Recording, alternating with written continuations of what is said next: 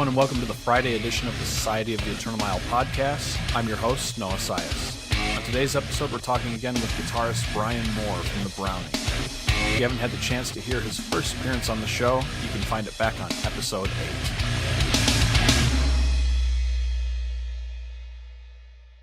Brian, welcome back to the show. Hey, man, thanks for having me. It's good to hear from you again. So I wanted to run a few questions your way that we didn't cover on your episode, but have on more recent ones. So I actually retired this question a few episodes ago, but I'm bringing it back because you're actually about to be a part of it. This year is the last year for Warped Tour. Kevin Lyman is calling it quits on this after this summer due to lower turnouts and what he's calling an aging demographic. What are your thoughts on Warped Tour coming to an end, and do you think the aging demographic is coming for the rest of us? That's actually a really, really good question.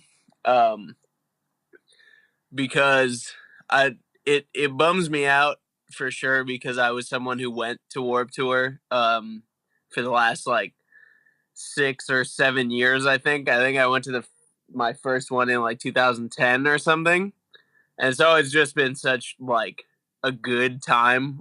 It's always one of the best days of the year, especially before I started touring. Sure. But I definitely get it, because I don't think a lot of people realize how much work putting something like that together is. So if he's not making money on it, I completely understand not wanting to put the effort in.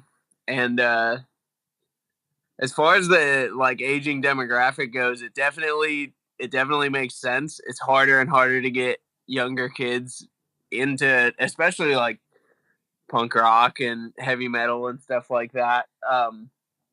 It seems fewer and farther between, but then at the same time, we'll do these tours with Mushroom Head, and all these families are bringing their kids out and stuff like that. And so I don't know if it has so much to do with people aren't really having kids anymore, and the people who are having kids probably aren't worried about bringing them to Warped Tour and things like that, because there's a million other things to worry about in the world, especially right now.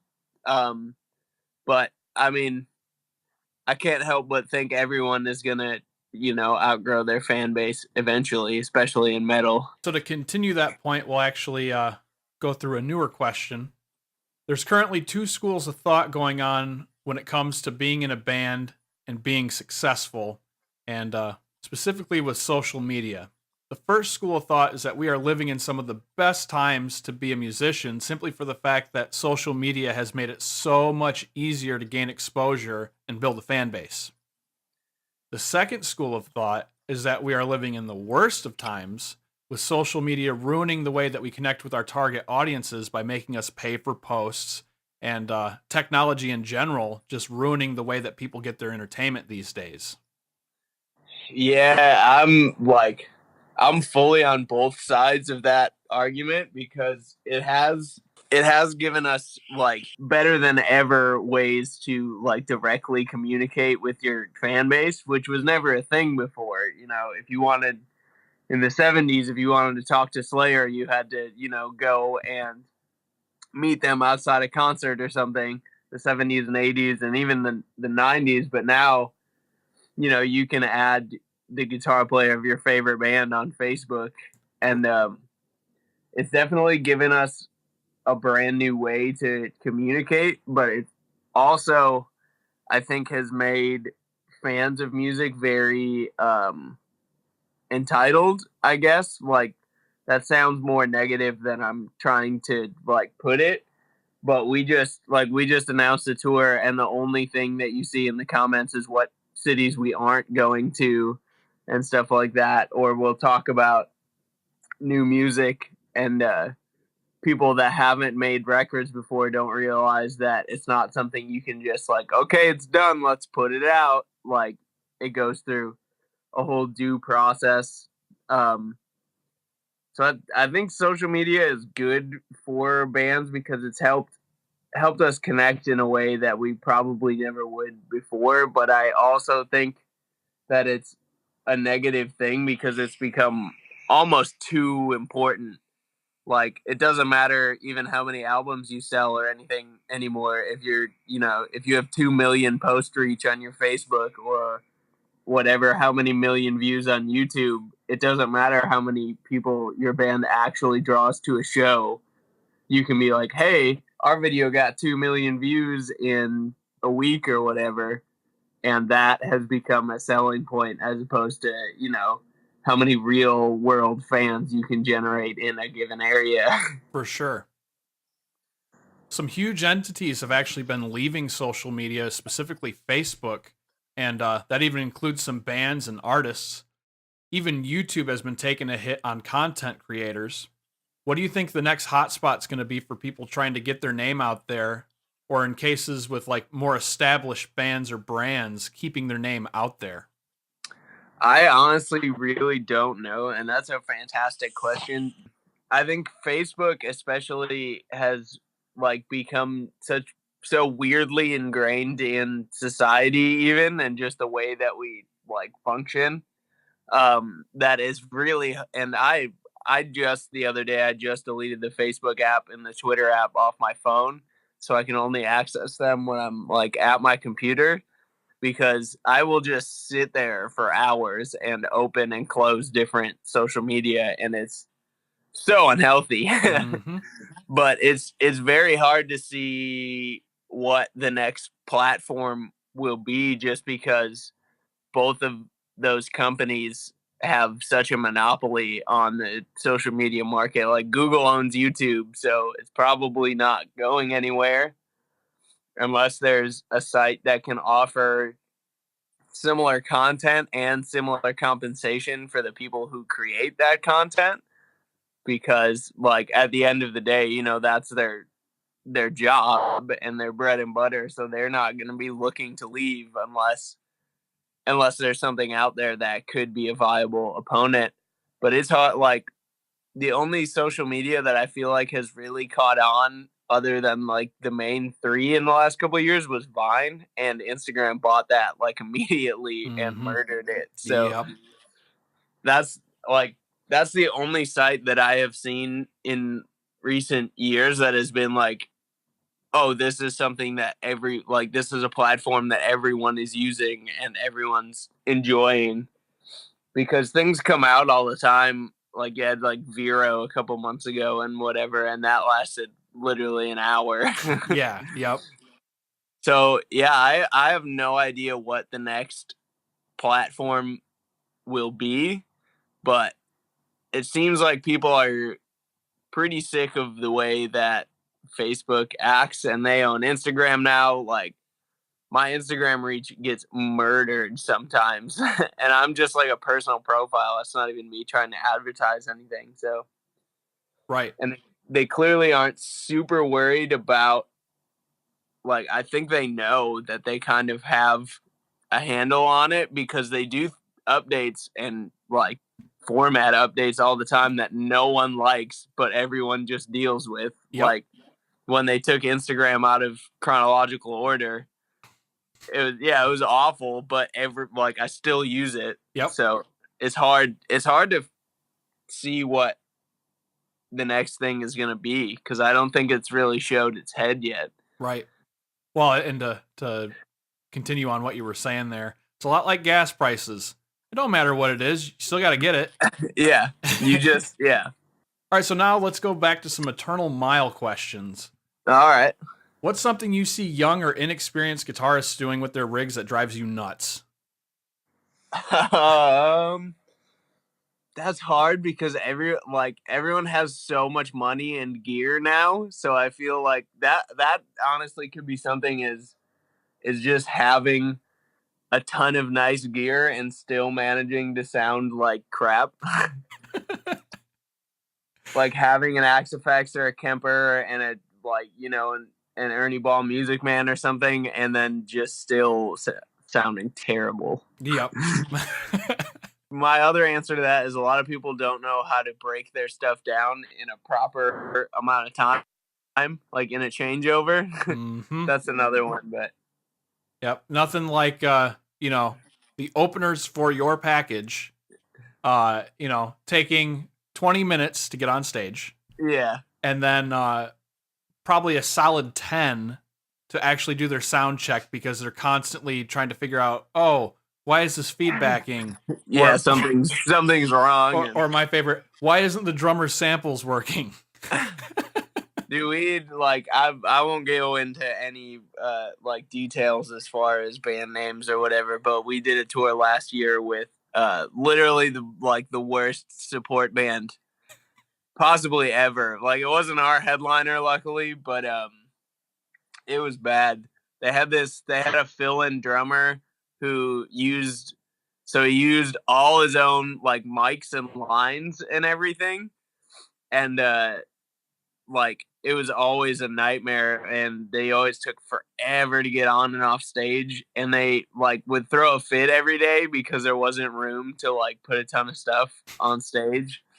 And there was one day we were in New Hampshire, and the dude set his drums up just like in the middle of the floor, which, like, I get that you do like before doors open and stuff, but then like the staff was like, well, we need to move this because the show is about to start. And he was like, well, can't we just put a barricade around it? It was just like in the middle of the venue floor.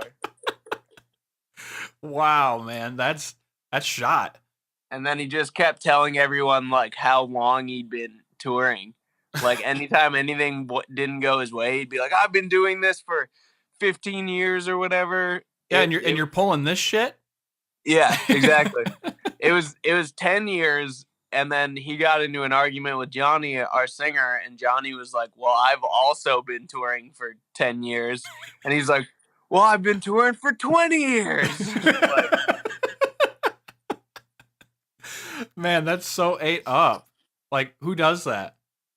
yeah, man, they were a trip. We played at Walters in Houston. Oh, and, great.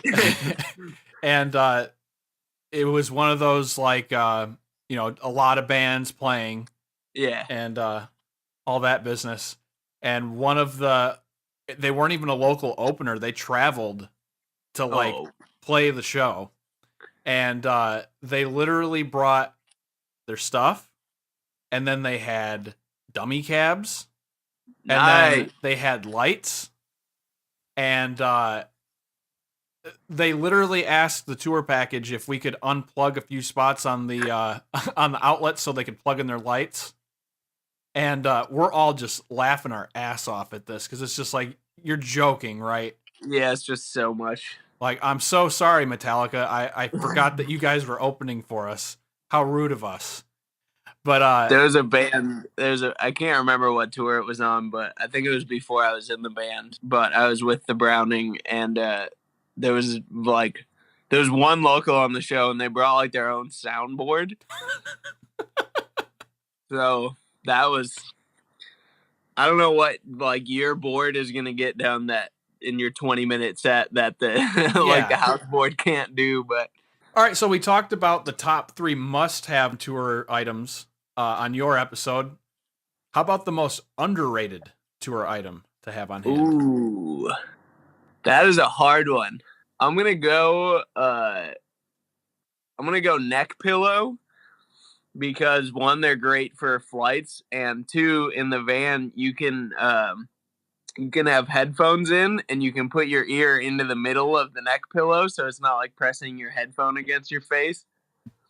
So that's a pretty underrated option because they're like $18 or whatever, and they're lifesavers. Right. Trying to think, probably Imodium, which if people don't know is anti-diarrhea medication. So that's like an A+ thing to have that a lot of people don't think about. Because when you're on the road, it seems like it's the constant quest for the nearest toilet. Oh yeah, I mean, it's like, it's happening. You're gonna eat something that your stomach doesn't really agree with, and let's see. Trying to think of a third like pretty underrated item. I don't know. I'm gonna go with, because I'm weird and I don't use a pillow. I like sleep. I use a blanket as a pillow, and it's nice because you can kind of cram it into whatever corner you need to, as opposed to a full size pillow. So I'm gonna go a secondary blanket is my third underrated item. Who are some bands to be keeping tabs on this year? There are a lot, honestly. I feel like there's so many good, like, not big bands right now. Um, I'm gonna plug myself and that my own band is putting out a new album this year. So the Browning. But I'm gonna say this band called Prison from Florida. It's like ex members of Adalia and Dark Sermon and stuff like that. They're out there killing it right now, and they're completely independent. Like they don't have a label or anything. This band from Canada called Spirit Box, which is it's ex members of I Wrestle the Bear once, and they're some of my favorite people and probably the best musicians I've ever met. So, and let's see if I can't pump out one more. I'm gonna say Cane Hill as well because I work for them and they care more about music than I think anyone else in music right now does. So I'll give them their proper credit as well. Lastly, say a band is playing in the greater Chicago area and they Yes. find themselves getting into town pretty early with some time to kill. What should they check out? That's rough because there's a lot to do in the city, but it's kind of a nightmare, especially if you're in like a van and trailer. But I love like the Museum of Science and Industry is great, and like we have a whole like art museum and stuff like that. But we also, I would just say the food in general. Like I don't eat a lot of like what's considered like Chicago food, but just everything that we have here, we have in such good quality and quantity. So I would say definitely the food and like I don't know if you're trying to get like E. coli, maybe swim in Lake Michigan. That's interesting to hear since I come from a fairly clean part of it. Oh, dude, it's so bad on the Chicago side.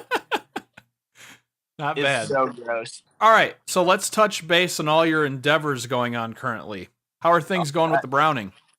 Good. We're done with the new album, and I've kind of like I put out a YouTube video kind of talking about what that means and just the due process. I'm like putting a record out, but it's very very different from like stuff that people might be used to. It's still definitely us, like it still has that sound, but we just went in and made the record that we wanted to make instead of like, just putting out a safe album like, 70% of the people who like us now will like this, so we'll just do this. Um yeah, it's going well. We got an old member back in the band who his name is Colin. He used to play guitar in the band before I was in it, but he like went to college for like choir singing. So he's a really really good singer. So we've abused that quite a bit, which is a new mechanic to the band, but it's going well. Like I feel like we're on a level right now that we never have been before. Just the way it feels, like it feels finally like the right lineup, and everything just feels right about it. Like we played 3 shows for the first time in like over almost a year a couple months ago, and just to be able to come back and still have the support from the fans that we do, and like after a year of not playing shows, it's a good feeling to be able to come back and still be able to do it and have it feel right and feel good. So You're also about to be on that Warp Tour grind. What's going on with that? it was something that like I mean, I've always wanted to do it. I would much prefer to be playing it, but I don't think we've ever been in that like sort of cool kids club that it is. Which I definitely won't sit here and say that it's not. But it just sort of happened um, organically. I was out in California with Kane Hill at the Self Help Fest, and I told Jordan, who is the A&R for Blackcraft, I was like, hey, if you guys ever need anyone, I would love to work for you guys just in any sort of aspect, just because I love the company and I love the people that run it. And he hit me up probably a month and a half ago and was like, well, we're looking for an extra person for Warped. And, you'll have a spot on the bus and a catering spot and everything. And so he hit me up and they locked me down for the summer. And so I'm super excited to be a part of the last one. Nice. Because, I pretty much figured that I would never get the opportunity after it got announced that it was the last one. And, I knew that my band wasn't going to be on it or anything. Sure. But yeah, it came together. So I'm super excited for that. And just excited to, it's supposed to be the hardest tour that you can do. And so I'm just excited to work hard and get sunburnt. And even though it's not your main runner, any updates over with the Cambion?